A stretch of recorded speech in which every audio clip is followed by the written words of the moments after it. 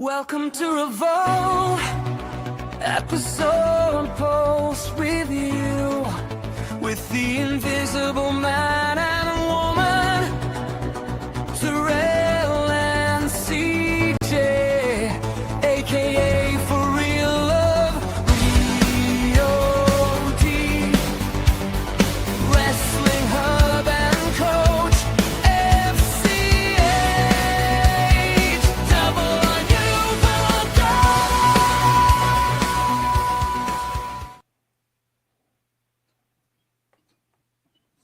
Oh, ladies and gentlemen, if you've ever seen Zach Morris, A.G. Slater, Turtle, I've got Lisa Turtle, Screech, shout out to Screech, and all the others, you realize that this show is crazy. Welcome to WWE Evolve Post Review episode 45. Shout out to Jordan. I'm here today with Hear These Thoughts. How are you, sir? Good. How are you doing? I'm doing well. Coach from the Atlantic to my heart. How are you, sir? I'm good, thank you. It's good to be back. I missed you, sir. EOD, Mr. Double Time, Mr. Triple Time, Mr. Overtime with a little bit of extra time. How are you, sir? I'm doing good. Glad to be here. Terrell and CJ, take it away. What's going on, everybody? My name is Farid Terrell, and this is my fiance, the beautiful werewolf. Hello, it's CJ Wolfie. How y'all doing? And together we are Real love. And we are here to give y'all the post review for Evolve episode 45. We are here with the main man and the lady themselves. We have Mr. and Mrs. Invisible. We also have Hear These Thoughts. And always remember, you can only hear his thoughts when he's speaking them. And if you don't like it, so be it. We got Mr. EOD33 with the Busta Rhymes ponytail. You feel me? Oh, yeah, man. And don't you ever come in here and try to disrespect, because you are. He'll get you all in check. And then we also... Oh my God.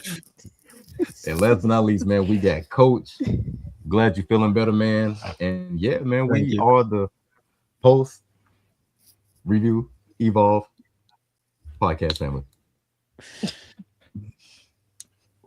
Ladies and gentlemen, shout out to Not Lost in Japan. Shout out to the RWC show. Shout out to Neurodivergence. Shout out to us. Shout out to Coach and EOD Wrestling Hub. We're about 5 to 7 left on, and Hear These Thoughts as well. And in the future, anyone else that wants to jump on, but too late. Not on a boo boo.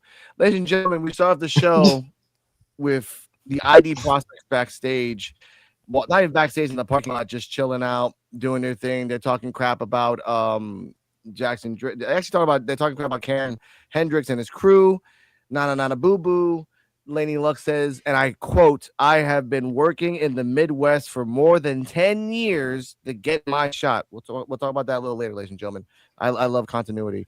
As that's happening, I think it was EOD. I was watching his live watch along, and EOD said, "I wonder if they get banished from the building."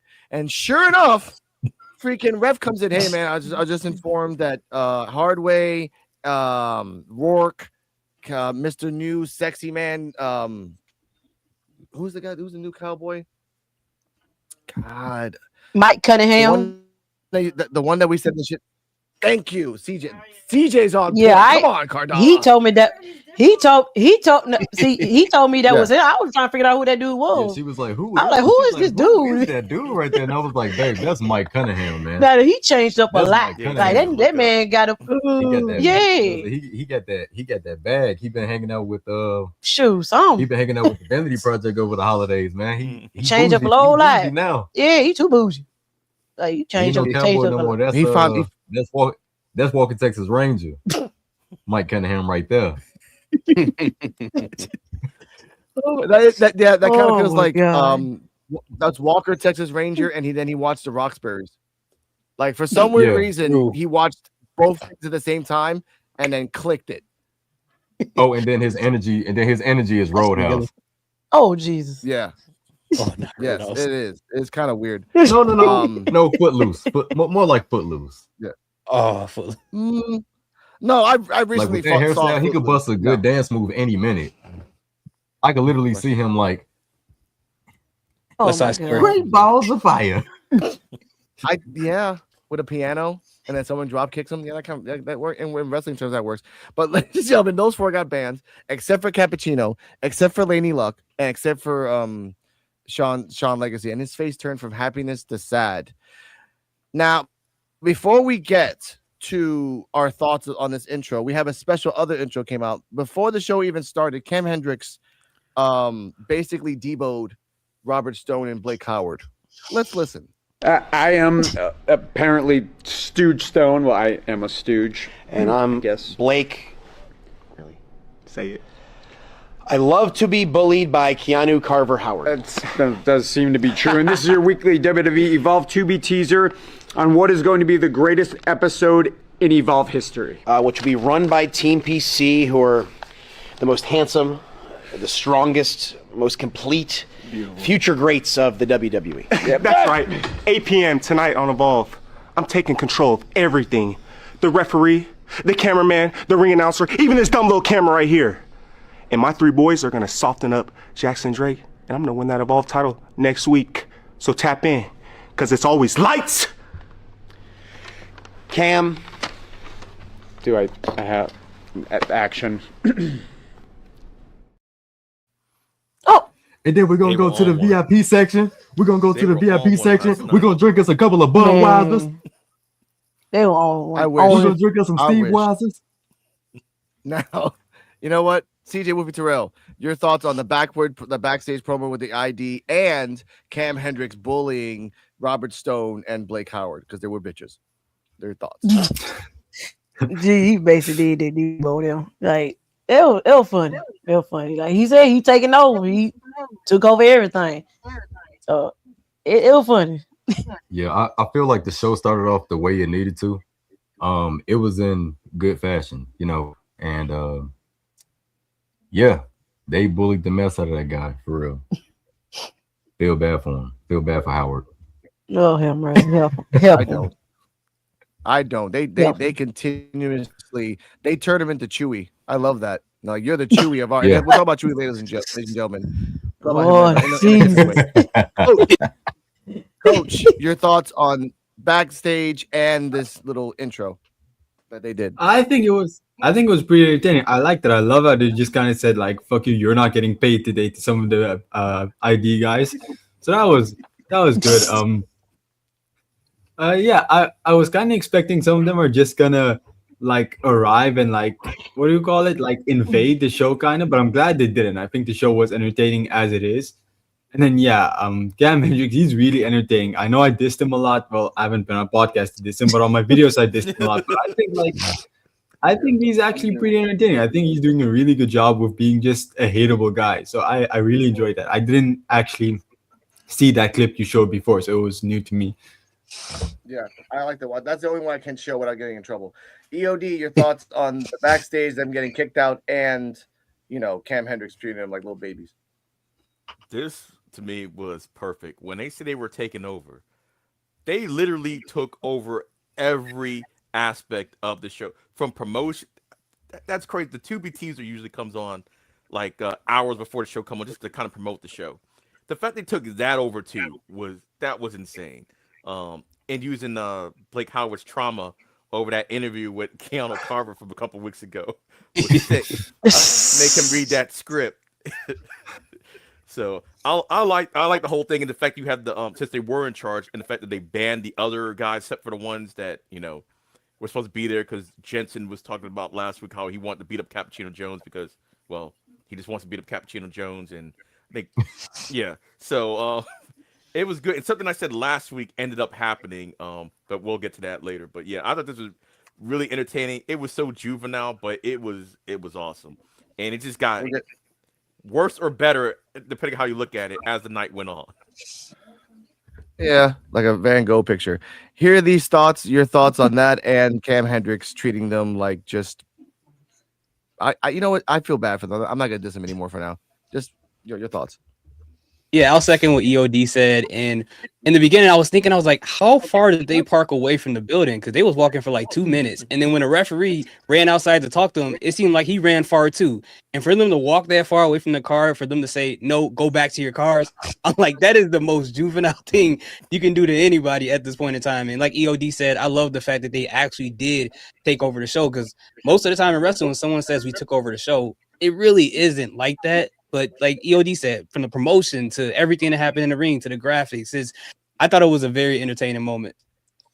Okay, that's cool. Cardi M, your thoughts on the intro that all four got kicked out? You know, all the four couldn't go inside. Hardaway and Rourke and the sexy man. I forgot his name. I keep forgetting his freaking name. Sexy man. And then the other guy. And then the fact Cam Hendricks telling Blake Howard and Robert Storm, read a script, I want to beat your ass. Not saying it on camera, but we get the implications. No, I agree. Like, in general, my thoughts on this episode is, you know, they did something different, and I really enjoyed it. But yeah, they did do them dirty, like the way they treated the ID, you know, the ID wrestlers in this episode. So. By the way, every time Blake Howard takes a corner, he thinks he hears this voice. Back to the streets. This is about me taking what's mine.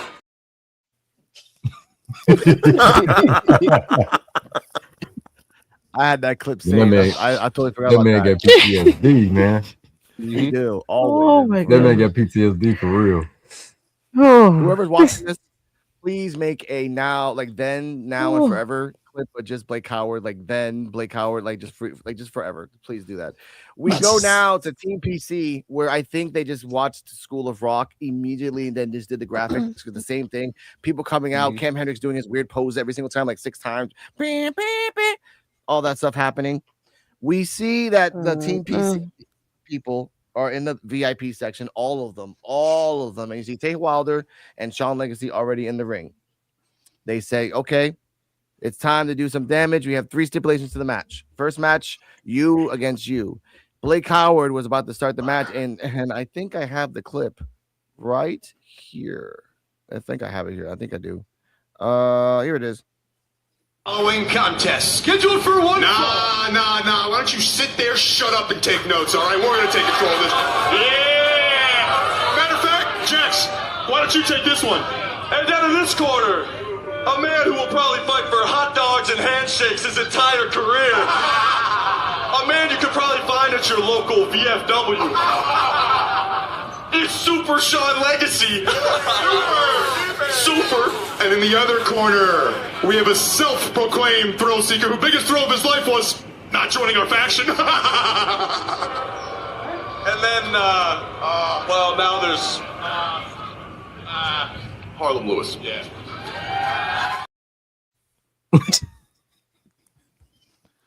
Part made me laugh. Okay, hold on a second. That part made me laugh. Before we get to that, I'll continue on. When Cam Hendricks said, whoever loses has to clean the Team PC for a month. Whoever wins will get a number one contender match against me after I beat Jackson Drake. Immediately, freaking Harlan Lewis came in, slid the hell in. No, I want a championship right now. It's for a championship. Let's freaking go. No. Here's the part I told Cardell because I watched this back twice. Carver, sir, you had one job. In acting, you wait for one person to finish their sentence, and then you say the sentence. Immediately when Harlan Lewis came in and started saying two words, hey, here comes Keanu Carver. Hey, you know what? I don't give a crap about these guys. Just let them do this. I mean, dude, just please, small things. That's it. They said, all right, fine. Match starts. It's really freaking good. Tate Wilder, I guess, realized someone told him you'll get fired unless you do some badass stuff. Did a jump to the outside. At halfway through the match, Cam Hendricks said, no. You know what? Weapons involved. He threw the weapons in. After we come back from commercial, the Team PC people are giving Shawn Legacy a chair. Let's remember this. They're telling him, go hit Tate Wilder because he's a traitor. Go hit Tate Wilder. Hit him. Come on. Why don't you do it? He hesitates because he's still trying to be the whole Super Shawn Legacy crap. Harlan Lewis said, you know what? You're a dumbass, and just elbowed him right in the face and murdered him. At a point in the match, I love that part. Like, just, bah! Harlem Lewis just reminded me of like PJ Voss in the match like 2 weeks ago. Like, kind of like he was the heavy, but he could be destroyed by doing a drop toe hold on the chair. At one point as well, Tate Wilder, I love this part. Tate Wilder puts a chair on Sean Legacy, then goes to the second rope, bounces off it, and does a splash. This guy is getting ballsy in his moves, and I love that about him. In the end, after Harlem Lewis missed a couple times with the kendo stick, hit with a couple times with the kendo stick, Sean Legacy either by accident on purpose, I'm asking you guys this question, by accident on purpose, did a kind of like a Death Valley driver to a chair to Tate Wilder. And at that moment when he got up and tried to like recover himself, Harlem Lewis did a spear into the table, which I love that Sean Legacy put his hand up, his hand on top of his head, said, I'm gonna get hit with the table anyway. I'm not even gonna try to reverse this. Oh shit. And then the table hit Harlem Lewis's head, the Slim Jim, oh yeah. For the pin. 1, 2, 3. Harlem Lewis is your supposed number one contender for the championship of Evolve if Cam Hendricks wins. Here are these thoughts. Your thoughts and rating of the match and the fact that 3 stipulations, weapons, and Harlem Lewis. Yeah, I thought it was a whole lot of fun, especially, when he started off and saying that whoever loses this match got to clean the locker room. I was like, okay, that's kind of juvenile. Is he going to add like swirlies or wedgies and stuff into it? But then he added the weapons in later, and I was like, okay, that made this a lot more interesting, especially with Harlem Lewis in it. I'm like, he's going to destroy people in here, and he did exactly that. And I thought this match was a whole lot of fun. But at the end of the day, I thought it was a really, really great match. Very, very entertaining and something different. This is something else that we don't really see in wrestling, where people can just call the stipulations as the match goes on. So Evolve did something, at least for me, that's pretty new. That was actually pretty cool. TJ Wolfie Terrell, your thoughts and rating of the match, and the fact that they called Harlem Lewis Meathead, they called Super Sean Legacy Super, like no super, they cut it out in the graphic and they put a little mustache and a little goatee on him, and they called him Tate Slower. They just took that out like he's just Tate Slower. Your thoughts on that? Tate Slower is great. Yeah, it was hilarious. It was hilarious. These dudes still just doing the most that whole situation. But I like the match though. The match was like it's A to me. It's A. And Harlem Lewis winning, it'll be interesting to see if Cam really gonna get that belt from Jason Drake next week. And it'll be a pretty good match. But them dudes, PC dudes they did the most. It was funny and it was good at the same time. Yeah, Team PC was crazy all the way. Even from the open, it kind of gave me a mindset of like NWO, like the stuff they was doing, like the Wolfpack, with the red, ink and all that stuff. It was taking over. Yeah, they was really taking over, like some outsiders like type energy. The match was good. The only thing that threw me off about the match, besides me giving it an A because I think it was very entertaining, was that adding weapons into a triple threat match is already no disqualification. That's something that's different in Evolve that I don't know. But nonetheless, it was really, really good. And yeah, man, Sean Legacy pissed me off. He had the saddest look on his face when he had the weapon in his hand. It's like you go use it. You're not gonna break the rule. It ain't gonna make you no different. It's weapons back. Go ahead and hit him with it. I was so mad. You got an opportunity to give me a number contender. Yeah, just use it. As far as in Tate Wilder, I like his performance in this match as well. I need Tate Wilder to revive the hardcore belt, please, man. I got cheeseburgers for you too, man. That's it. Just cheeseburgers, nothing else. What? I ain't giving you nothing else. Oh God! I'm not a crackhead. And they knew not to say nothing to Harlem Lewis either at the end of that when they was cracking jokes on everybody. Oh yeah, they knew not to say nothing to Harlem Lewis. No, yeah. They knew that they want to. They knew that. Yeah, they ran out of jokes at that point. Jesus Christ, I love this show. Coach, your thoughts? I don't know when this was during one of the matches, but I saw Jax Presley in the background just doing 6'7", and that cracked me up. I don't know if anyone else saw that. I didn't see that. No. He section, he was doing 6'7" during one of the matches. I can't remember where it was, but that really cracked me up. And didn't then catch that either. I think this match was really entertaining for me just because how chaotic it was. I don't think we've seen a match like this anywhere recently, so it was just really fun. Definitely an A+ match for me, just purely out of the entertainment aspect. What I would like to happen though is if Cam Hendricks does win the championship next week. He never specified when the title match is. He just said after I won the championship. So I kind of hope that Harlem Lewis just right after matches comes up and be like, "Hey, it's my chance now. Let me just take the belt." Yeah. But yeah, other than that, I think it was a really good match. I was thoroughly entertained during all of it, and I love just how they mocked everyone constantly. I kind of wish they just cut commentary off and let the PC guys do the commentary during the whole match because that would have been really entertaining. But yeah, definitely a great opening set match segment for the show.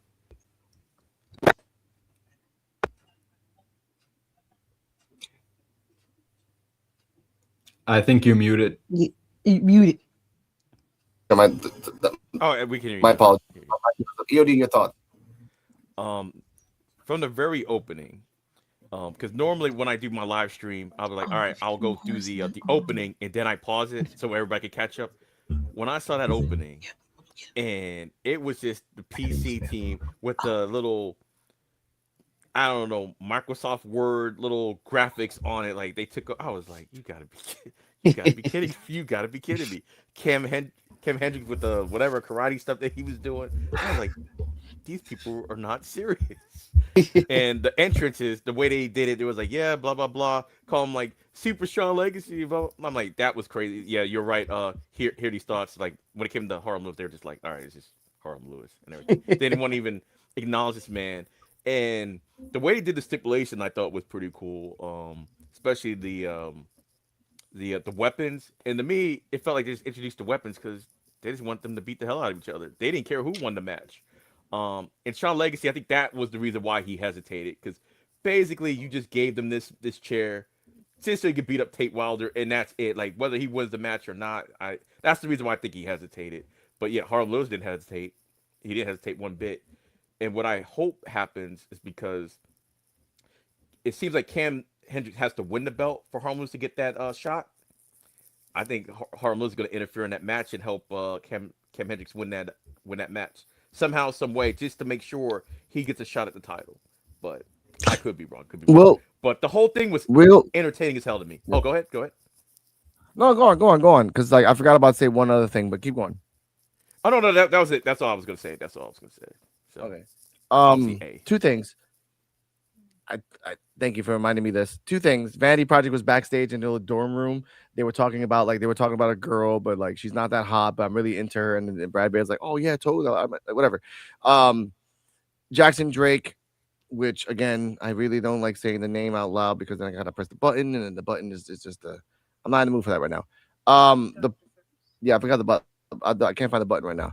The point is that he was scared. He was petrified talking about my and then our. He didn't say mine, I mean our. He said mine and our title here in Evolve. So he's including those two as a unit. He's not thinking about just himself. Like as we remember back in the day, we like, oh, he used to always say me, and then no one else. I wanted to put that out there. One. Two, Jackson Presley. Sorry, was it the Space Cowboy? Jackson Presley, the Space Cowboy, pre-water on his hair, and Jackson Presley post-water look two totally different people. He looks like a freaking rocker goth guy. Because when I saw him later on doing like at the main event, he had his hair wet and it's just too red hair. I'm like, where did you get red hair from? I thought you were blonde. What the? Anyway, I'll put that out there. But for me, this was an A match. I love the fact that they keep going with the Sean Legacy thing, even though Sean Legacy and Tate Wilder should have realized, like, hey, Tate Wilder, even if I lose, I'm not going to clean the PC for a month because I'm going to NXT. So no matter what, you're going to clean the PC for a month. Bye. So that sucks for Wilder. He is Tate slower. He didn't really think about that.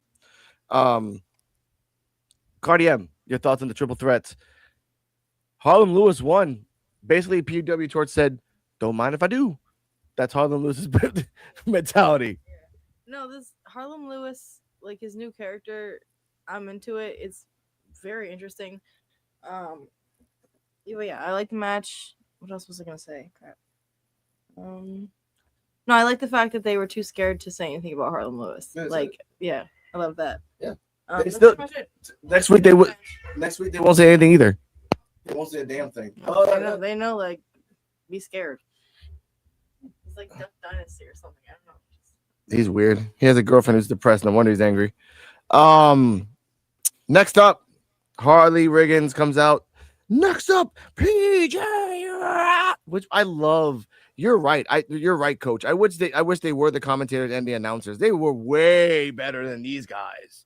It really felt like ROH, ECW announcers back in the day, where they really put passion because they called out PJ Vasa and they really treated it like if it was Brock Lesnar. Like PJ, I'm like, damn. Like, you really loved Vince McMahon, didn't you, bro? You really loved him. Y'all know what I wish? Yeah. I wish Cam was mic'd up the whole time. Mm-hmm. Yeah. Like I wish he was just mic'd up. Like in his next match, he pull a Black Snow and just like announce his moves like every time he do something. Oh Lord. Awesome. Like when Booker T was in TNA, Man, that was hilarious. oh my God. Oh, here comes Booker T with a spinning kick. Oh, that would be awesome. No, here we go. I think I have it right here. What's this next one? Next up, PJ Vasa. Oh wait, wrong one. Either way, PJ Vasa versus Laney Luck. Now these PC, like I love that they're breaking the fourth wall. This team PC, so much so when we come back from commercial break, like we see PJ Vasa and everyone does the hand signs, like even the TPC guys, they're like just doing it themselves, really having fun. Cam Hendricks is like overextending it. Then we go to commercial. When we come back from commercial, Laney Luck is already in the ring, right? These assholes break the fourth wall. Let's listen. And her opponent actually had to be announced during commercial because she's an ID jabroni. So, good luck, ladies. Come on, Peter. That's kind of funny. No, it's not funny to Laney Luck. Did she really need an entrance anyway? Yes, I think she did. Come on. Now Laney Luck. Yeah. This match only lasted 3 minutes, 19 seconds. Laney Luck had, and Coach said this in his review. Check out his review on Coach FCHW.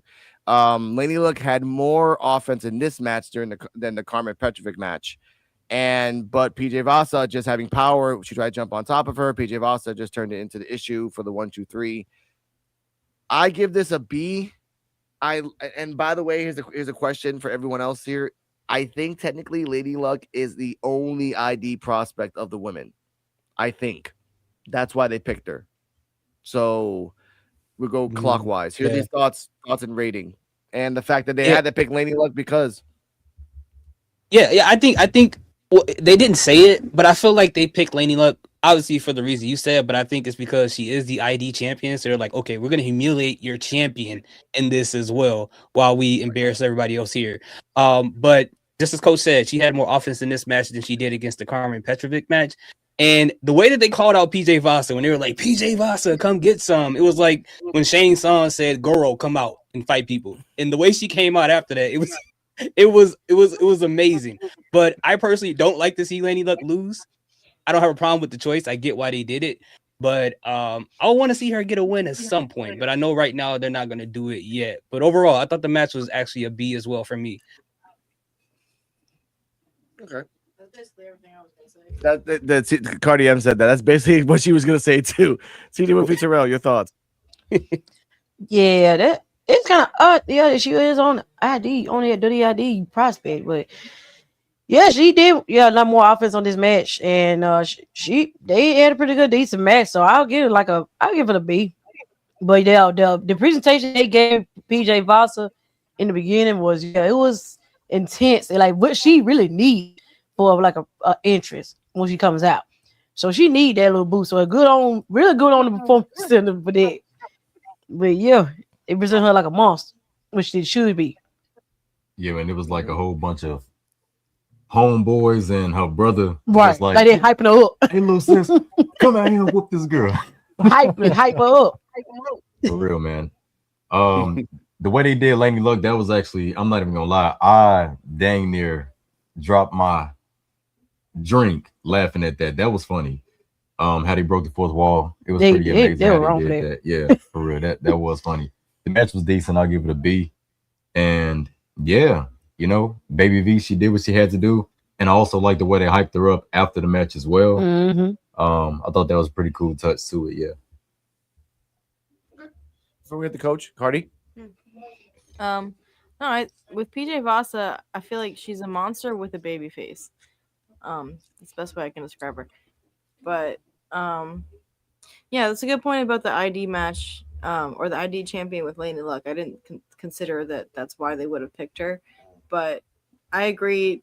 I don't like seeing her lose, but I get that right now she's probably going to be on a losing streak for a little bit at least until she starts coming up. So I was talking about it with Alex, and I feel like Cappuccino Jones or Mocha Jones in this episode, and Lane Luck are like the jobbers of Evolve right now. And they're the champions in a subpar evolving Yeah. version. Like that's what pisses me off. Well, That's what pisses me off. Like Cappuccino and Laney Luck are both ID champions, and they're killing it on the Indies.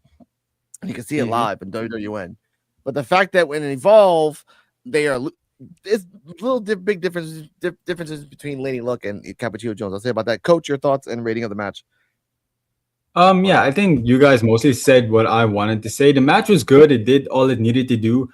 I'm also kind of upset with what they're doing with Laney Luck because she is the ID champion, and I feel like you do have to put respect on those belts, even if you don't really focus on them on the show itself. I mean, Kylie Ray was pretty well booked while she was here. Cappuccino Jones, he had a valid reason to lose tonight. I mean, his arm was behind his back, so you can't really judge that. But beyond that, he's been in a relatively successful tag team. Laney Luck has just been given losses, and it makes sense, but I still feel like we need to throw at least a bone, just give her a victory or something, just show that, hey, the champions of the ID scene, they actually matter.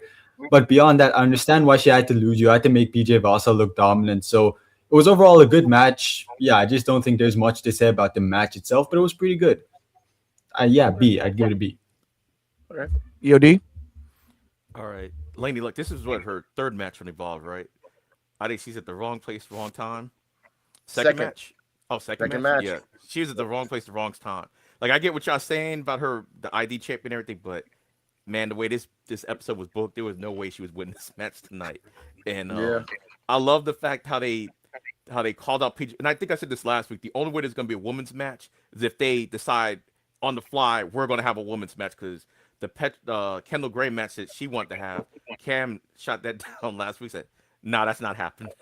So I guess that could happen next week or the week after. But it's like it wasn't happening today. But we all was like, yeah, we don't want to see a whole card without at least one women's match on it. So I'm glad it was this, and I'm gonna give it an A because I include the presentation and the antics of the PC guys. So I'm giving it an A because I was just laughing from beginning to end. The way they hyped them up, the way it was dirty when it was like, yeah, she had to get introduced during the commercial break because I'm like, come on, man, that's too much. But yeah, they were just trolls the entire match. And PJ Vasa, she dominated. And you're right, like to me, Laney Luck did show that she's good. Like I've seen her outside of the like you said on like Twitter, her independent matches and stuff like that as champion. But she's good. PJ Vasa got a nice little dominant win, and yeah, she's Team PC, and yeah, that was Debo out there last night. So yeah, I give it an A because I just like the whole presentation. The match was good, but with the presentation on top of it, it's an A for me. Okay, I give you that. Like, I understand. Like, I just don't like it when someone says, "I've been doing this for 10 years. I've been busting my ass for 10 years." Stop saying it. If you're going to lose, don't say it at the same episode. Like, just say it after the fact. Like, come on, guys. Really? Like, Kylie Ray never said that. She not once in Evolve, Kylie Ray ever said her length in like, no, I worked with no, because she showed out. Kylie Ray's name is known out there. I didn't even know who the hell Laney Luck was until I started seeing her on the indies. I'm like, oh, cool. She's okay. She's a good wrestler. She's not a great wrestler. Not putting that out there, but she's a okay to good wrestler. 10 years in, it makes sense. To be fair, they haven't really given her a lot to work with anyway. I feel like she's just been grouped in with the ID guys. So I don't feel like they've really given her an opportunity to stand out. So I guess she's just going with what she has, and that being she's worked for so long. But yeah, I get what you mean. I do think they should give her something, and she shouldn't be talking about her experience if she's gonna get her ass whooped. Also, yes. Also, before we get to the next segment, Carly Bright, where are you? We need you back, please, please, boo boo. All right, come on. Jesus, I'm tired of this. No Carly Bright at all. I see her in NXT. I saw her in NXT 3 times. Wow. I see you more in NXT than Evolve. Just like Shoot. Yeah, man, we need that. One other thing, real quick. Cam Hendricks, he's not beating Terrell's allegations of The Rock because when he had that suit on, that reminded me of the Intercontinental Rock. When he had, like, he don't got the shirt on. We said, yeah, he he's said not beating the allegations. I'm telling you, man, he's a variant. He's a variant, man. That variant. In his defense, I feel like out of all the people that like are kind of copying The Rock, I feel like he's doing it a lot better than other people that are currently doing it. Yeah, I like it. I like it though. But Yeah. When he came with the suit, I was like, oh damn. I'm like, he Yeah. he reminded me of The Rock in the IC days. he does. I He think reminds me of Young he hurt Rock Terrell. in I think he NXT trolled. days. Yeah. But you know what? I don't see why some fans like some fans they take offense to it. Like, oh, stop comparing them to others. Like it's okay. It's nothing to get upset about. If I think that they remind me of someone else, it's not a bad thing. But you know, some people, man, they be killing me with that. For real. He's And it's not like copying The it's Rock. He's okay. emulating. It's like you have to because sometimes we want to see superstars be booked a little bit better. Sometimes we just need an example of how they could be booked. It don't mean they have to be booked that way, but yeah, man, Cam, he's doing his thing. I like that for And Cam. even then, I feel like people want to see another version of The Rock, and I feel like there's nothing wrong with trying to be the next Rock if you can do it well and with your own additions to it. It's like people want to see a Rock type character, like how Jeff Hardy has so many copies. People want to see that kind of stuff. So I agree with Terrell. I don't think there's anything necessarily wrong with trying to be that. Yeah. You know what's wrong though? After the match, you know what's coming. After the match, they talk about PJ Vasa. PJ Vasa's a mom. PJ Vasa's like in the middle, like doing her little hand things. It's pretty cool. And they call out Cappuccino Jones, bring your ass out here. You're about to get an ass whooping. Keanu Carver says, well, wait a minute. We have a special backstage segment with Chewy Martinez. And I was gonna record this. I just did it myself. Oh my god. I wanted to, but it's too short. Cam Hendricks, if you watch this, please do at least 5 seconds worth. I will tag you. I will ask for collaboration. I will do everything. Just 5 seconds. That's all. Now, Chewy Martinez is in the back with a piece of paper and a cameraman, and obviously, you're gonna get the fucking button. Oh wait, you know what? No, wait. I'll get this one. This one. No. Oh, brother, this guy stinks! I'm cutting it for music, and I'm not doing that this time. Chewy Martinez reads a paper. He says he makes the PC makes him read a derogatory letter about the team ID, talking about the bingo halls and the small places where they get semi-famous. He gets offense to it, rolls up the piece of paper, and throws it at the cameraman. Obviously, the next day he went to jail for assault on equipment on the WWE company and his affiliates. So we'll talk about that, the jail time later on.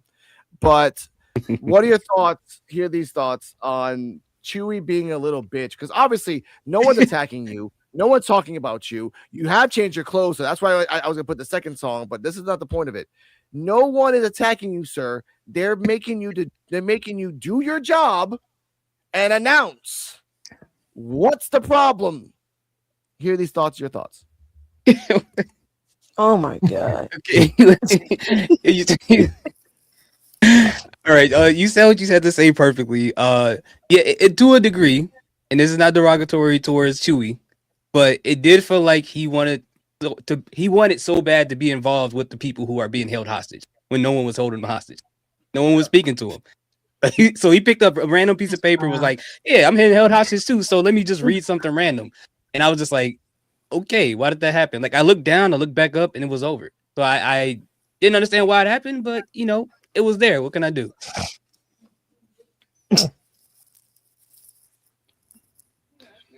Terrell, CJ. Man. Let's move on to Terrell and Wolfie. I'll take over hosting job now. You guys go. Man, really? Hey, I didn't abduct. I'm fine. Team man. Come on. When I first started to see this segment comes up with Chewy, I said the first thing come to mind, I said, Lord, Alex gonna have a field day with this. But it was I no, he just he'll know they pretty much did the same thing to him, but they did to Blake and Robert. So it was funny. It was fun.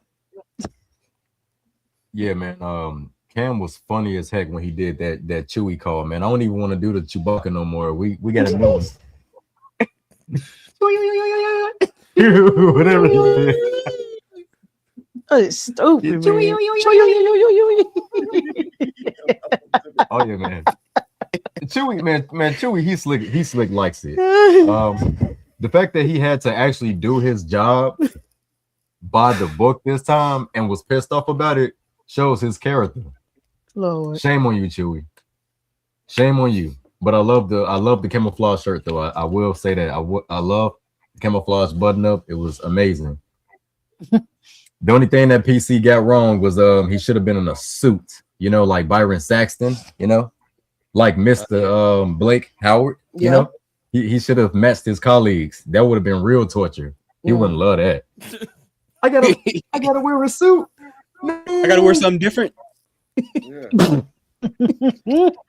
don't have the budget, but we're gonna pay for it. I gotta go. Anyway, no. He's gonna remember it. He's gonna remember you, Alex, and he's gonna inbox you for the funds. GoFundMe. So you remember that time when I told you to buy me some clothes? I actually need you help. I actually need your help this time. I'll do a GoFundMe for him, but I have to tell him I have to put your head on like some really good Abercrombie and Fitch models because it's not gonna work. That's somebody to lie. Not Abercrombie and Fitch. Anyway, Coach, your thoughts. Oh my god. I can't take Chewy seriously anymore. Not after doing this whole thing with Alex. I genuinely can't take anything he does seriously anymore. Because anytime I see him, I think of what is Alex going to say on the review tonight, and it's just it kind of ruins him for me. Nearly I was never really invested in him anyway. But yeah, after time this stuff, I'm just like, how is Alex going to make fun of this tonight? So I don't even really take his stuff as part of the show anymore. It's like, okay, what's gonna happen tonight? But I think it was fine. I don't have a lot to say about it, but I think it was fine. And that is actually mind blowing that we all have that same mindset of like, bro, Alex is gonna have a field day. He finna be doing something. Even if he does right, Alex is gonna find he's gonna find the layers. Like, no, see what you didn't see was he was holding the paper like this. He was holding the mic like this. You know what's crazy? This is the most I paid attention to what anybody wears in professional wrestling until I think about. I'm like, what is Alex looking at on this guy? What is he wearing wrong? What color shirt is he? Oh yeah, he had the Chester Cheetah skin print that he had on today. I saw that. I saw the Cheetos. He ate a lot of Cheetos and I got a jacket for it. That's not the point of it. My conspiracy is that Alex is the whole reason that segment was on this episode. Remember back in the day they had those Cheeto bags with employee points on the back, and you collect them and get a prize. He's been collecting them since he was back in 1955. He's that old, you fat bat. I'm sorry. Hey, Cardi, go. Oh man. Oh. Oh my god. Oh Lord. I was saying that I think you're the reason the segment was on the episode in the first place, because they looked online at the IWC and saw that this podcast is making fun of Chewy. Like, you know what? We should do that for this episode. I'm one of three, ladies and gentlemen. I'm one of three. Shout out to the DWC show. IWC is ruthless sometimes. Love you guys. Okay, and I swear to God, you better pray to the gods of the wrestling soup guys. The main guys don't go after your ass, Chewy. They're gonna just destroy you with a chainsaw. Anyway, EOD, I am so sorry, sir.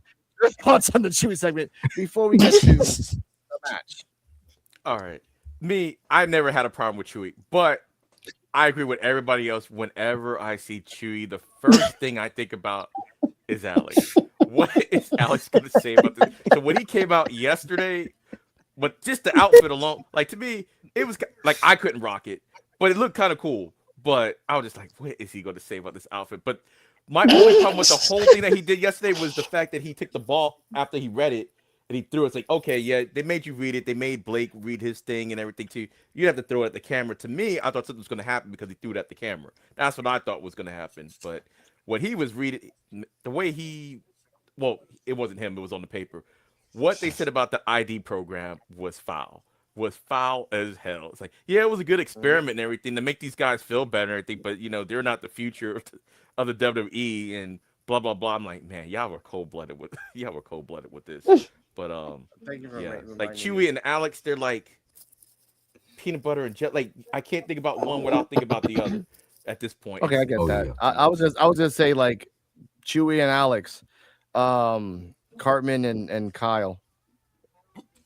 Yeah. Yeah, Cartman and Kyle. Cartman and Kyle. Or like the infamous. It's like an infamous combination that shouldn't go together, but when you actually taste it together, it's pretty damn good. Like pickles and peanut butter. Okay. They shouldn't go together, but they taste good together. Well, I actually don't even like peanut butter, so for me, jelly would be that. But all right, I'm talking about food right now. I'm not talking about, anyway, ladies and gentlemen, next match. We come back from commercial from Chewie walking away, getting to his car, and going back home to go to Rudderburger. After that, we come back from commercial. Cappuccino Jones is already in the ring, but then they just cut the thing off and called him Mocha Jones. That's so many implications. I don't like that because Cappuccino would have said, "That's still a coffee, you idiot." I'm not really. All right, sure. You could have said like Cutwater Jones or something. I don't know. Either way, this match, before the match started, Cam Hendricks said, make sure to tighten the right arm. I don't want him to give the espresso shot. Get that right arm. Do it. So they put that, like, he really got aggressive, which I do love Cam Hendricks and just talking in general. They put the right arm. Brooks Jensen comes in. They have the match starts. Coach, EOD, shot the not lost in Japan. They all said the same thing, like, there's no way he's gonna win this, but there was times where I kind of thought he was gonna win this. Because you got one hand behind your back, but you're doing drop toe holds, you're doing expending your expenditure more on your legs than on your body, and it makes sense on that. Brooks Jensen was trying. Cam Hendricks, the facial expressions that he did was awesome. Every time Cappuccino had to come back, he's like, oh shit, every single time.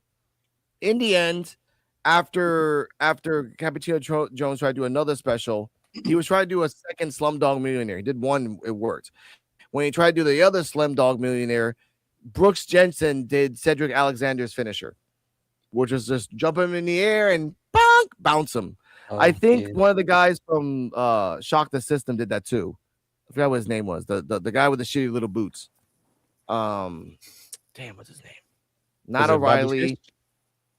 Yeah, that one. Not Bobby Fish. No, Bobby Fish. It was it's Roger Strong. Yeah, Roger Strong. And I only say shitty little boots because that's what it was in the Indies, because he had really shitty little boots. So the crowd would just chant that for minutes and minutes and minutes. That's on me. That's not me. For the 1, 2, 3, and it was a good match. It was really good. I respect that it was a good match. But here are these thoughts, your thoughts and rating of the match. I'll say mine at the end of it. Yeah, I thought it was a pretty good match, and I agree. It was pretty cool to see him pull off the lumbar check in the match. But it was some parts that I thought was kind of strange, where Brooks Jensen was going for the arm that was already tied up. And I'm just like, this guy is like punching you in the face with the arm that's free. Why not go after the parts of his body that can actually move around? So he got to like pretty much hop around the ring to even beat you. But I thought that was really strange. And there was moments that I did think that Cappuccino Jones could win it. But the fact that it was taken over by Team PC, I just like, I know he's not winning this. There's no way. But overall, given the fact of what happened, I thought it was a pretty entertaining match. Yeah.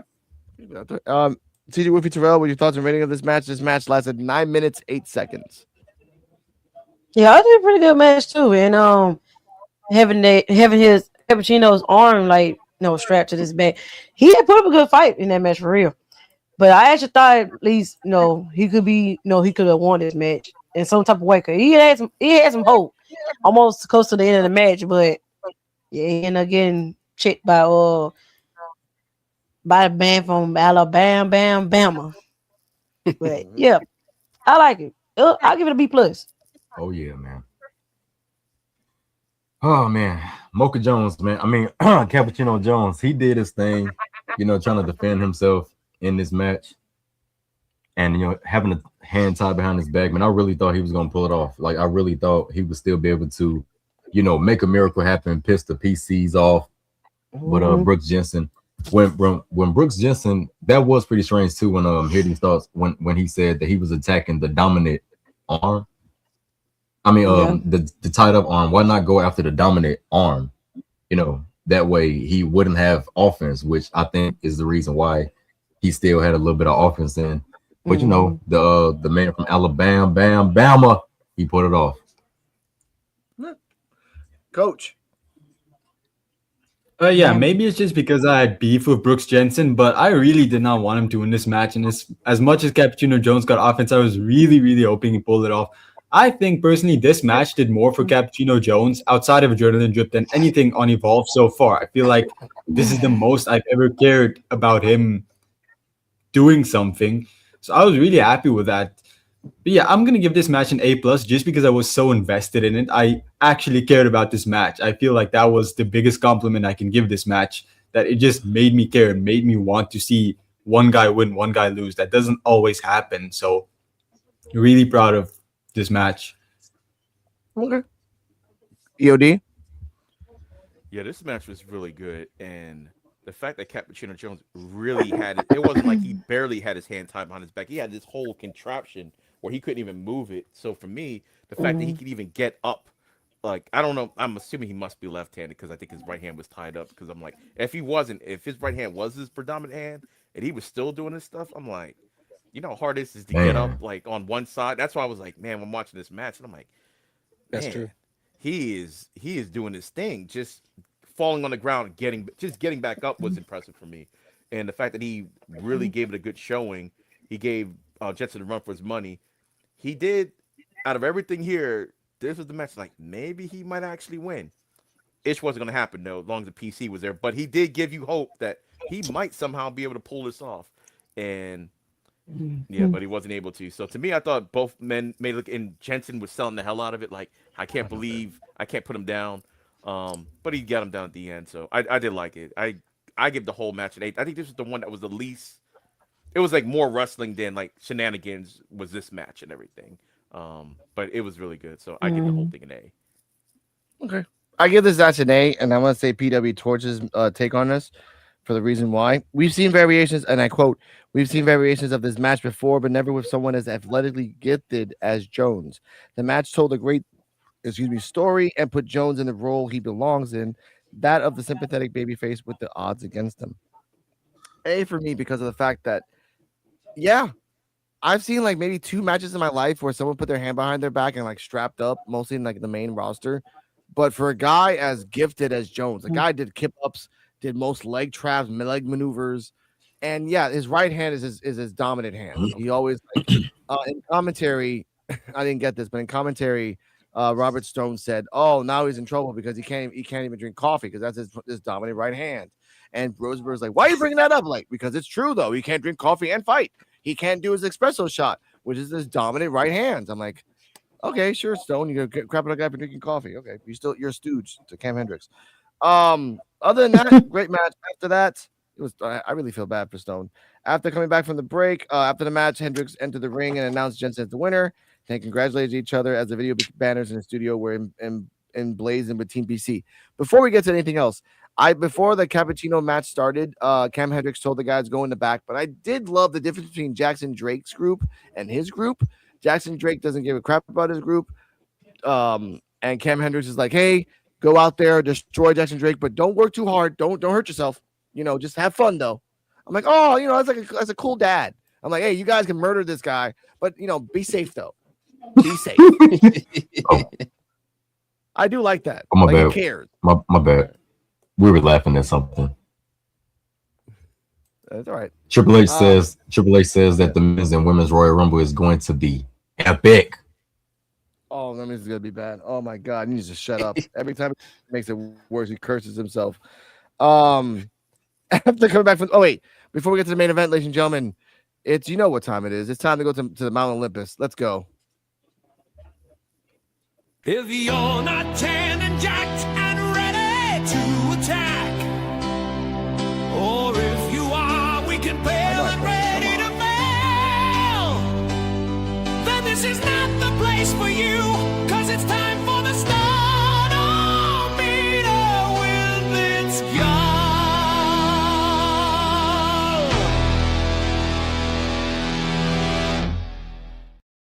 Ooh, looking pretty juicy. Listen up, dummies. It's Ga has been watching NXT very carefully nowadays, and this Tuesday there's a match that explains exactly how the Stanometer works. Jackson Drake versus Joe Hendry. You want to be a stud? You gotta have a good waist to shoulder ratio, and Jackson Drake got that all day. It's Ga especially. Look at that frame. That frame alone deserves a spot in the Hall of Fame. Now Joe Hendry, on the other hand, is built like SpongeBob. So if you ask me, his chances are looking very slim. And not slim thick like him, I'm talking slim. Because we all know that when you're in mint condition, there is no competition. Oh yeah. I'm looking like $1 million bucks right now, man. Ooh.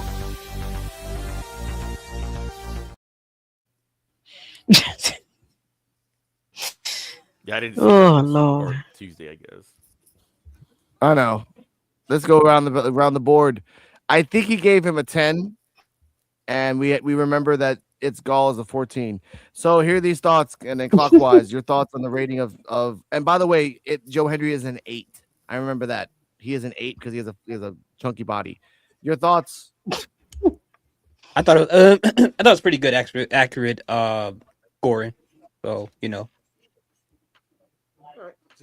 That's all. Yeah, as always, his stuff music be always hilarious and fun.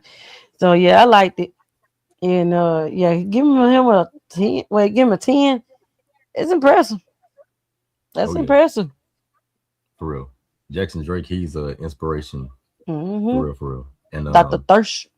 yeah, he really is. You know what? Speaking of Jackson Drake, Eli Knight, man, Eli Knight is bulking up a little bit. Yeah, Well, he had a little size to him when he was in the parking lot. I was intending to talk about that earlier, but he looked like he's gotten bigger for sure. Mm-hmm. But yeah, man, the explanation behind the Stanometer, it was pretty dope. All right. Oh, I found the button. Living your life like you're thirsty. Living your life like you're thirsty.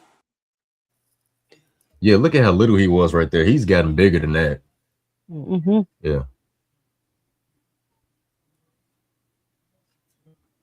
Gotta love life as it. Yeah, coach.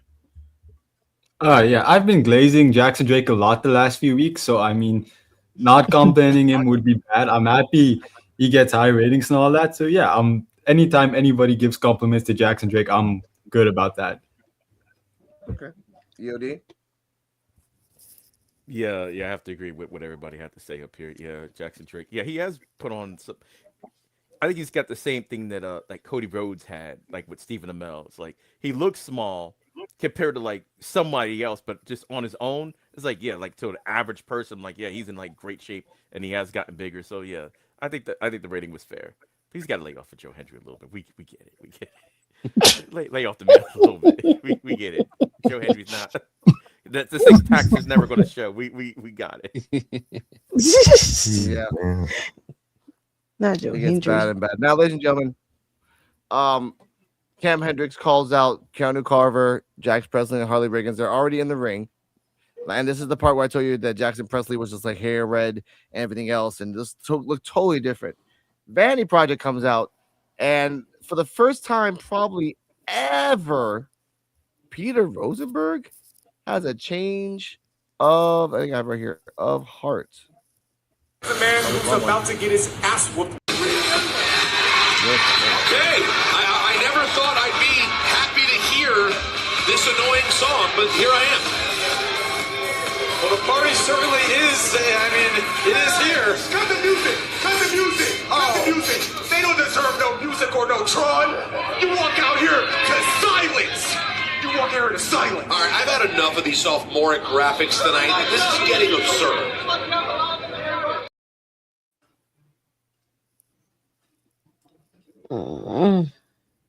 More graphic.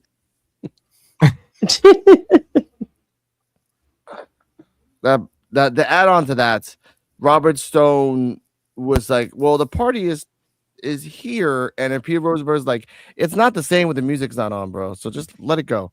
So I love that. So I felt bad for Robert Stone. He really thought the party was still here. The graphic did also say that when they showed the Evolved Champion, it said "not for long," so they just like put a little thing on there. Match starts. This was a beatdown completely of just epic proportions with Brad Baylor and Ricky Smokes and outside just watching this murder. This match only lasted 4 minutes and 53 seconds. I'll get to the end of it. As Baylor and Smokes protested on the ring apron, they were yanked off and beaten up by Hendricks and Cole. Presley and Riggins hit necessary roughness, which was followed by a pounce from Carver. Hendricks then announced that it was now a 4-on-1 match with him joining his team. He tagged in, rolled a limp Drake onto his back, and covered him for the count of 3. Now, I want to say PW Torch's take on this, and before I say mine, this was the only thing that it could be a brutal beatdown of Jackson Drake. You had 2 very different heel factions involved here. The Vanity Project are the goofy, sneaky heels, while Team PC are the schoolyard bullies. The Vanity Project proved tonight that they can not only dish it out, but they can take it as well. They're technically very proficient in the ring with their superb teamwork, but they can also take a good old-fashioned prelim wrestler beatdown. A for me, the fact that Cam Hendricks altered the match mid-match just for funds makes it even better. Hear these thoughts? Your thoughts and rating? Yeah, man, it was scary, man. I thought Jackson Drake was gonna die. I really did. Like the way he was getting beat up in that ring. I was like, I'm like Vanity. I'm yelling at the screen like Vanity Project, get in there, do something. You're right there, do something.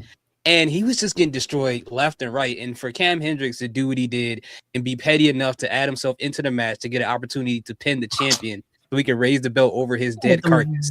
That is so petty, bro. That's the most petty, but that's what they do. I think they just out frat boyed the Vanity Project at this point in time with the stuff that they were doing tonight. But this was great. It makes you look forward to see what's going to happen next week with Jackson Drake and the whole thing with everyone else. So, yeah, I think this match was well done. I think it did exactly what it was supposed to do.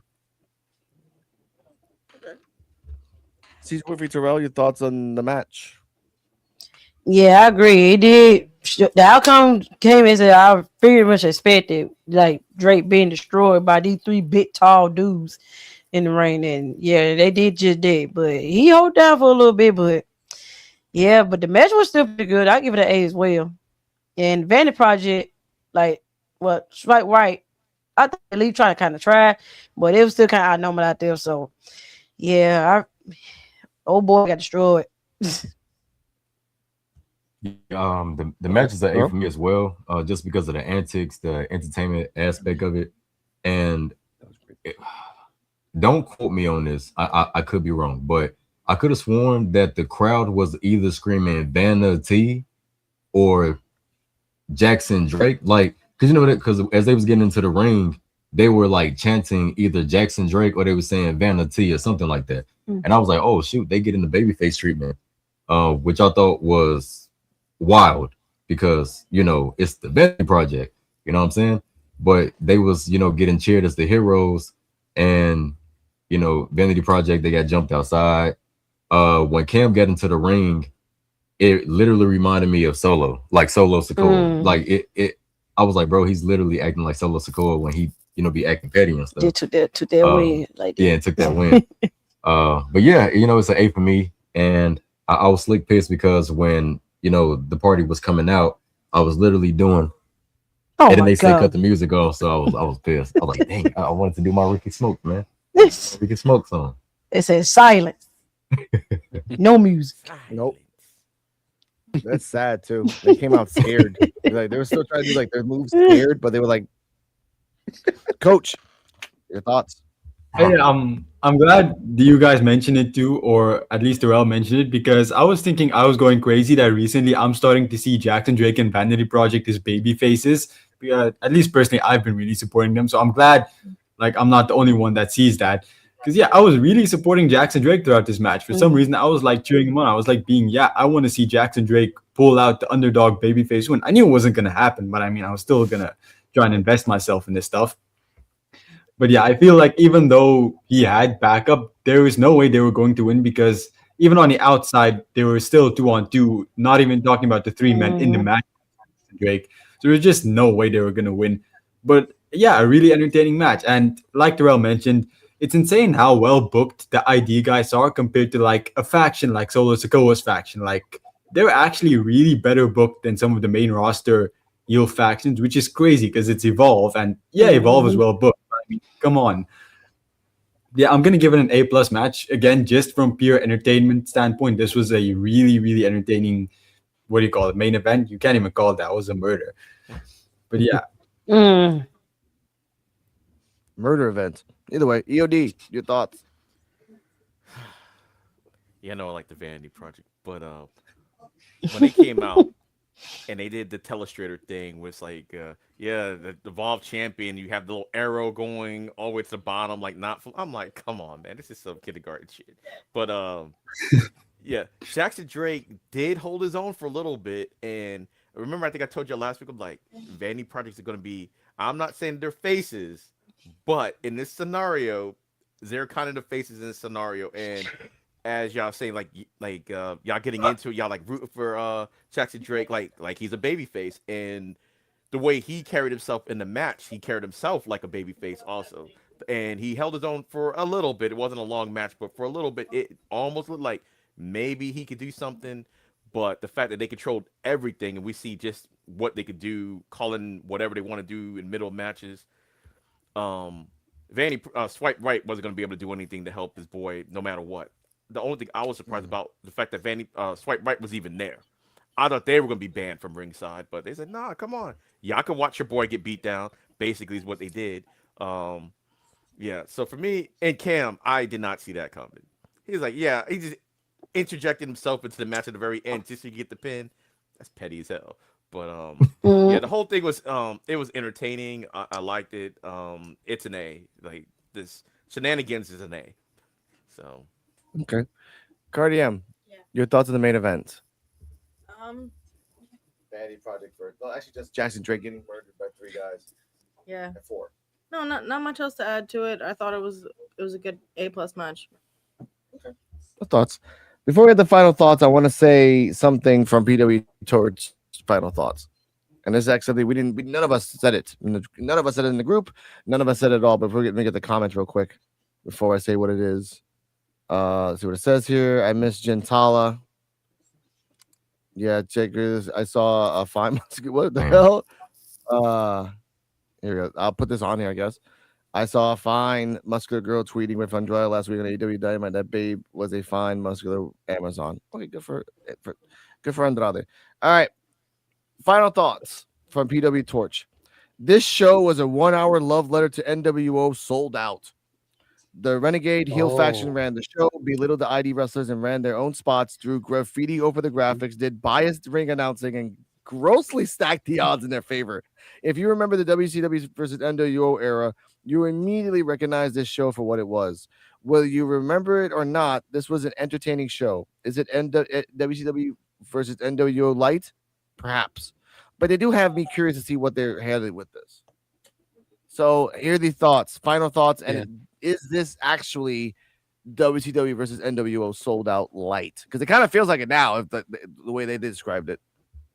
Yeah, I think that's a good point by PW. I didn't think about that because, like they said, you got the heel team taking over the entire show however way they want it. And I thought it would have been a little bit more interesting. Not that there was anything wrong with it, but if they would have had Swipe Right like tied to chairs so they could watch Jackson Drake get destroyed in the rings because they couldn't do anything about it, that would have been even more like crazier. But overall, I thought the show was really entertaining. I loved how they set up the whole show. This is probably one of my favorite Evolve shows as far as the concept and the way that everything was set up. And I love the fact that Team PC actually took over the show and didn't just say that and just have certain, suggestions here and there. They really controlled everything from top to bottom. And I thought this was really cool. Okay. TJ Wolfie Terrell, final thoughts? Yeah, I really enjoyed this episode. And all the shenanigans that have been going on through there with all the changes and everything what they did. The matches was more good. The man was no bad match on this whole show. So that's a good thing also. But I say them. They put up a good show today. They did that thing. Besides all the crazy stuff they did, but they did that thing. The overall show was dope. I would give the overall show an A. Just because I've always, been a big fan of NWO. I mentioned it earlier that it felt like an NWO show with the product, the way they presented the graphics and everything. The opening of the show with the red wolf gang paint, wolf pack paint. I thought that was pretty amazing. Yeah, it felt like a hostile takeover. Oh, they took over. Oh yeah. You got Coach? Yeah, NWO was way before my time, before I was even alive, so I can't really give comment on that. But as for this show specifically, I'd give it an A plus. I really enjoyed the show. I feel like this is one of the most memorable Evolve episodes. I feel like in total, not just the moment, but the episode as a whole. I feel like it's definitely one of the more memorable episodes. And I also like that the ID guys actually won. Usually on these types of shows, they give the baby faces like a bone, just give them one match here. I'm glad like the ID guys won every single encounter and got what they wanted. So that was really cool. So I think overall it's an A plus show for me. Okay. The red SPC that you meant, Coach. ID. Oh ID yeah, people sorry, lost. PC. Damn, my bad. That's okay. My bad. It's okay. Quite all right. PC. EOD. Yeah, you're right. Like it does remind me the NWO days. Like when Terrell was talking about it earlier. Like I was still more of a WWE guy back then, so I didn't actually see the show, but I heard about it, so I knew the shenanigans. To me, this wasn't the best Evolve show, but it is my favorite Evolve show they've ever done. I thought this was like great from top to bottom, the concept, and I was thoroughly sports entertained with this entire show, and that's all I can really ask for. So I'm gonna give it an A plus. Yeah, I know I don't like the pluses and minuses too much. Wow. I'm giving it an A plus. Wow. He's all Okay. right. I give you that. I kind of feel like the same my thing as well. They after PW Torch said that, like, yeah, it kind of feels like NWO sold out. I remember I saw it live, and I still remember like everything was black and white, new world order. The freaking Tony Schiavone and other guys like get the fuck out of commentary. We're here. It was Scott Hall and Kevin Nash and the other guy just sitting there just doing commentary.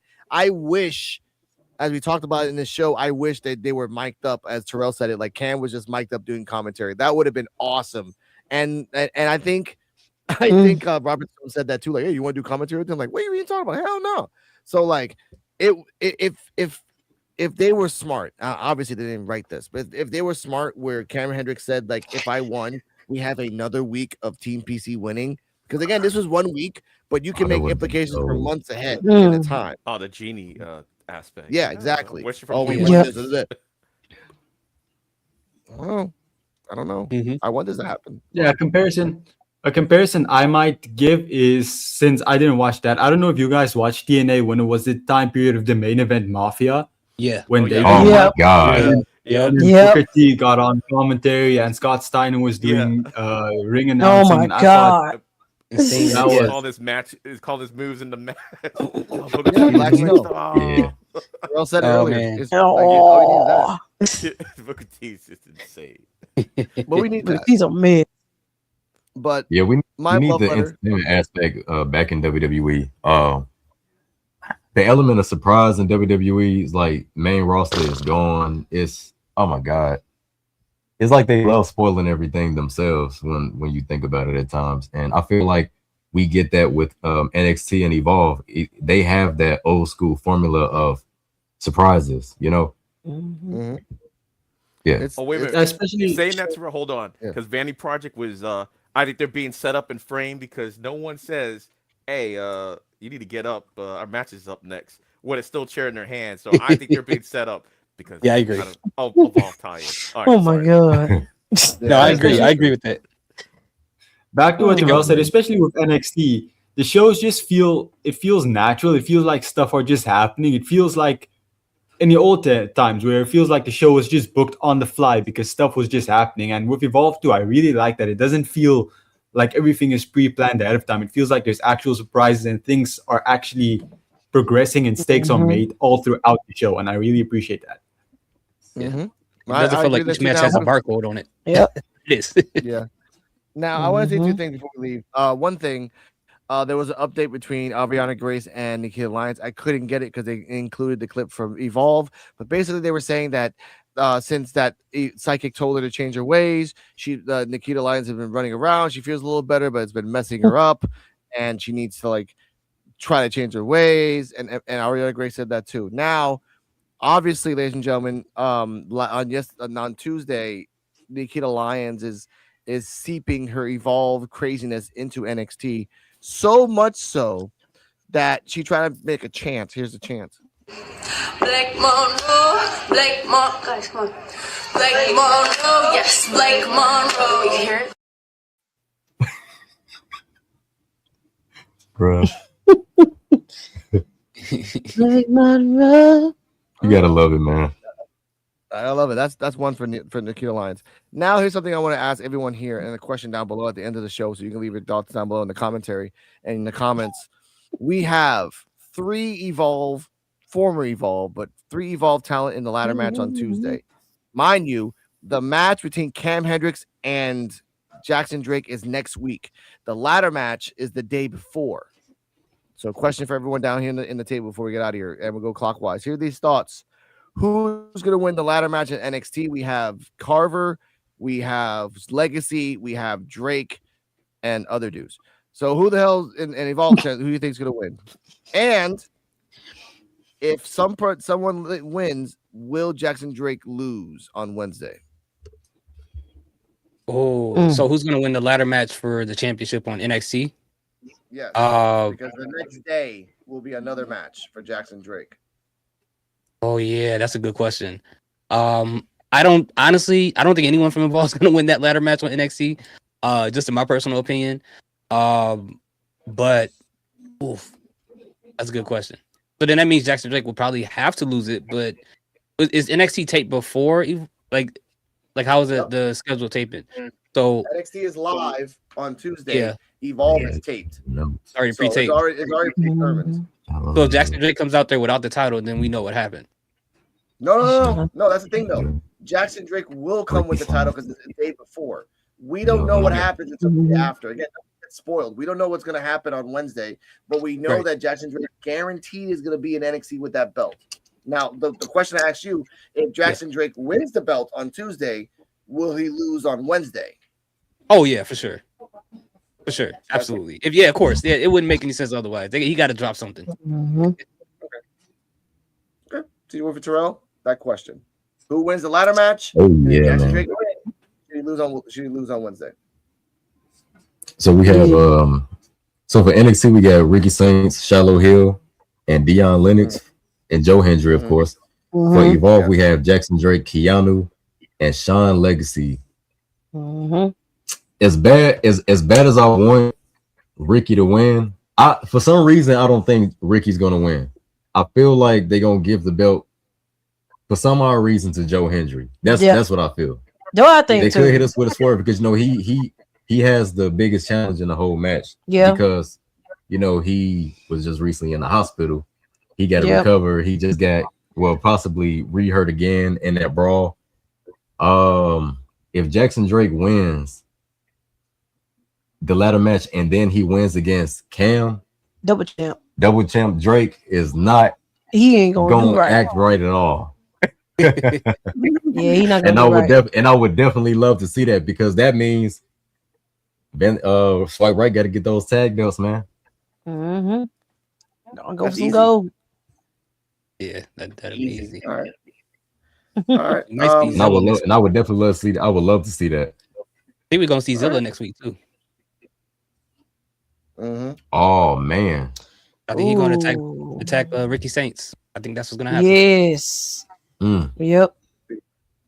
Booker T's sense. reaction though. Booker T reaction. His reaction is gonna be crazy. What the hell? What the hell? What the hell? I feel bad for him. No, I don't. Coach, your thoughts on this? Who wins the ladder match next week? And if Jackson wins, should he lose the belt the next day? Realistically, what I think is going to win, I think it's going to be Ricky Saints. I feel like he makes the most sense and they've been pushing him the most.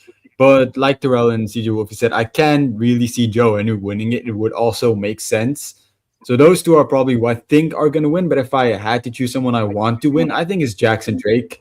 Again, I've been praising the guy a lot, but I do think he would be an interesting champion. I feel like he's the most entertaining character right now on NXT and Evolve, and that's what I would like in my champion. But if he wins, yeah, he's not holding that Evolve championship. It would be cool, but they're like gonna have him drop it immediately. I don't see him doing double duty. But yeah, it's probably gonna be Ricky Saints or Joe Henry. I'm leaning towards Ricky Saints, but I'm fine with either. Okay. All right. EOD? Yeah, I'll start off with if he keeps the belt or not, if he ends up winning. No. All right, so next go to the to the next day. Who's gonna win? Wow. I think yeah, there's no way they're gonna let him be Evolve and NXT champion. That's not gonna happen. If he wins the NXT championship, he will definitely lose Evolve. Even if he didn't have the match, he just wouldn't just show up. They'll just be like, hey, he's not the champion no more. They'll figure that out. But yeah, who I think is gonna win? I agree with Coach. I think Ricky Saints is gonna win. Actually, for the same reason that here he starts at Zillafat 2. They had a program that built out of reality wrestling where he showed up and Ricky Saints was in the match, showed up and beat down Zilla, and so he still wants his payback. Joe Hendry would be cool too, but now that he did get taken out at the beginning of last match or on Tuesday, now you could have a mystery. Well, who took out Joe Hendry if it wasn't Vanity Project? Who was it? And have something going on with that. And plus, I don't think he's long for NXT anyway. I think he's about to go to the main roster. So it kind of wouldn't even make sense kind of that way. But unless they just wanted to have an accolade on and say, oh, yeah, he was the NXT champion for maybe he could be a transitional champion. All the Evolve guys, I don't see it right now, even though I think NXT, they're in a transition. But I think going forward, Jada Parker is going to be the face of NXT because I think that's the whole reason why they had Trick and Oba and all them there for so long. It's still a TV show that needs ratings and everything, so we have to give out big rating people. And I think all these guys are in the picture because these are the next up and coming people. So we're going to throw them in here so everybody can get a good look at them. And eventually, like I do think Jackson Drake has the potential to be eventually the NXT champion, but he just got here and everything. So we got to get them used to these guys because they got a lot of new people just in this match. What Shiloh, Jackson Drake, Lennox isn't new, but he's new, kind of newer to the picture. And Sean Legacy, I mean, that's to me, this is more just to get them more exposed than anything else. So okay, now we have a division. So I think Ricky Saints makes the best choice.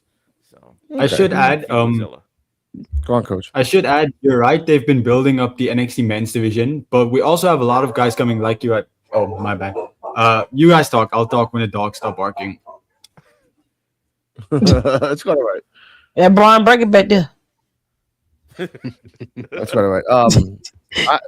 I'll wait to so Coach can say something. But I have a thought. People forgot about this. It's been 28 days since that botch that Jackson Drake said that he was a champion for 200 days.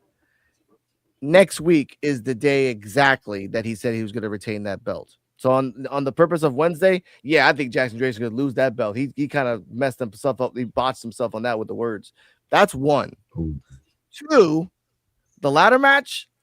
Okay. Okay. I guess we're all okay with the taste of having a 3-time champion in Ricky Saints, with the second time was kind of a fluke. Okay, sure. He's 3-time champion now. He passes 2-time Trick. He passes Oba. He passes everybody. He's just 3-time Saints. I'm like, all right, whatever. Sure, I guess. Then he'll lose it again.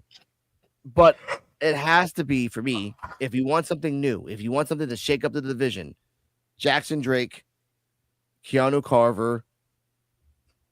I would like to say Sean Legacy, but you're too much of a dork, Legacy. I'm sorry, dude. We already did the experiment with Sami Zayn back in 2016. We're not doing that again. So it would be the monster Keanu Carver, or it will be Jackson Drake. The implications is that eventually one of them was going to have to fight Tony D'Angelo. One of them has to fight Tony D'Angelo. That's the problem. The winner is definitely dropping it to Tony D'Angelo. Oh yeah. But I feel, but I like EO did it and Costa say that it's going to be Ricky, only because that's going to be pure entertainment. Yeah. Like Ricky Saints trying to duck Tony D is going to be hilarious as crap. Yeah. But what if, like, just think about this real quick, and this could be completely wrong. I'm just throwing stuff against the wall. I like doing this. But what if Tony D is involved with Joe Hendry getting hurt and somehow gets involved in a ladder match? Would that change to you guys thinking that he could win the championship at that point? Because we know it's going to him at some point, especially with this new gimmick. Or It- they I try think to you're find a way to saying- make it into an 8-man because it's 7-man right now. How Ava, because remember Ava was talking about how like you better not get involved in this. Like she bailed him out. I actually thought she was going to insert him into the match in place of Joe. Like that's what I thought was going to happen, but that didn't happen. She's like, all right, don't interfere in this match. So basically, like, hey, under no circumstances, I'm putting you in this match for some reason. You're gonna. That's what I think. And I still get like the 1-on-1 match later. But I know I Ava see what messed you're up because Ava said that. Thank you, ED, for that. Like, Ava messed up and said this. Oh, if Joe Hendry's healed, he's in the ladder match too. So he's automatically in the ladder match without even having a match with Jackson Drake. It could be that way as well, that Joe Hendry's going to the match next week, and on the way to the match, he gets hurt again. And then Tony D'Angelo just walks into the ring. No one gives him a favor. No one says you're authorized. It's like, you know what? I'm in the ladder match just because. Anybody got a problem with that? And he's like, nope. All right, fine. Because like this is weird Ava Tony D'Angelo thing happening. Like you're treating him like you're Vince and he's Shawn Michaels. Like he could do no wrong. Like that's sketch. That is real sketch, Ava. That's exactly what I was thinking. And she's got Braxton Cole as his bodyguard. That's a whole other story. But oh my god, we'll talk about that next week. Go on, Coach. Go. Yeah, what I wanted to say earlier is I love how the men's division is being built with all these new stars from Evolve coming up. But also we have a few people coming soon too, like Zilla Fatu, you guys mentioned earlier. We're also getting Will Hobbs or like Roy Skis or whatever his name is now. And Leon Slater is also practically NXT bound whenever his contract is up. So we still have a lot of big names still technically to come into. So I feel like the men's division is really going to be like insane by the end of the year because I think they're doing a really good job at building it at the moment. But yeah, I just wanted to mention there's still big names coming. Forgot about but before we go, here's a question. Like, here's the thing though. They're boosting up the men's division super stacked for the year for 2026. Where's the women? Where are the women? Like we have the same women for the same year. We have the same 5 women now for the same year. Again, I think it really depends on Lola, the Royal Thea. Rumble. If somebody gets called up, I think right now it's a backlog because right now Kendall's essentially an NXT, like without hey, welcome to NXT. Yeah. Callie Armstrong's kind of hang out in the background, and I think really the same thing would happen with the men. How they called up their big people, like I think it's just a backlog. Hey, if they call up JC Jane, they call up somebody else. Jada Parker, I was hoping they called up, but right now look like she's probably going to be the way her reaction is. She's going to be the Becky Lynch of NXT. It's not going to be some guy and Becky Lynch is the top girl. She might actually be the top person on NXT with like the reaction that she's getting right now. And Blake Monroe, I thought she was gonna get called up, but right now maybe after the feud with Jada Parker, maybe they'll call her up. Who knows? But I think it's more of a backlog is what it is with the women. So I think the reason is because they lost all their major men stars. If they lose all the major women stars too, I think the ratings are going to be in the dump. So they can't really give that up right now. Because if you lose Jada Parker and you lose Blake Monroe and you lose So Rook and all of them too, the women's division is still good, but where's like all the star power that keeps people watching? Because you don't have Obafemi or Trick Williams or Javon Evans anymore. So you're kind of heavily relying on your women's division, which has been your major selling point. Yeah, Josh Briggs is famous only on Instagram, crapping on people, crapping on him. And with that, we are out of here, ladies and gentlemen. Hear these thoughts, please tell them your socials. And It's right here. Hear these thoughts. You can follow me on Instagram, TikTok, and YouTube. Terrell, CJ Wolfie. You can follow us on our link trees, which is my link tree. It's linktree/CJ Wolfie 15, and you can go and give me a good like and subscribe. Oh yeah, and you can find me on Linktree/For Terrell. Together we have content together for Real Love 15 on YouTube, and you can follow us on our social medias. Yes, Coach. I'm Coach FCHW on YouTube and on Instagram. I'm also Brian FCHW on Instagram, but I'm really only active on YouTube. So if you're interested, just go there. All right, EOD. Yeah, you can find me at Linktree /End of Days 33. My wrestling page is EOD33 Wrestling Hub, but that's gonna be in the link tree too. So just link tree and the days 3-3. Follow all my socials. And check it out, EOD Sports. Really good channel. Find me on Ricky Reactions on the road to 5,000.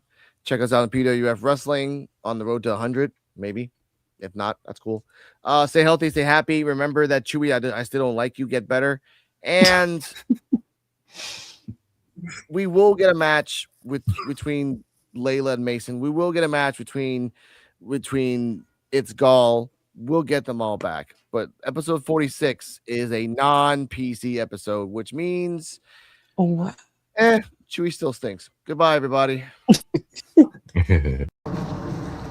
Oh boy, he's got a fresh spray tan. He's looking like $1 million bucks right now. Guess who it is, dummies? It's Gal. With a massive shout out to the PUWF crew. We're talking Terrell, CJ, For Love, EOD Wrestling, Coach FCHW, and Cardi M. Oh yeah, you guys have been covering WWE Evolve since episode 1, and much more importantly, you've been talking about me. It's Gal. Every single week. Smart move, dummies. You know greatness when you see it, when you smell it, and right now it smells like mint condition. No competition. Oh yeah. I was also asked to rank Chewy Martinez on the Studometer. Am I seeing right? Listen, I looked at Chewy, I looked at the charts, and the Studometer doesn't even go that low. So Chewy's not even in the books. But I want to thank you guys for being fans of It's Gal. And don't forget, you got to keep it lean, keep it tight. The abs are blazing through the night. Oh yeah.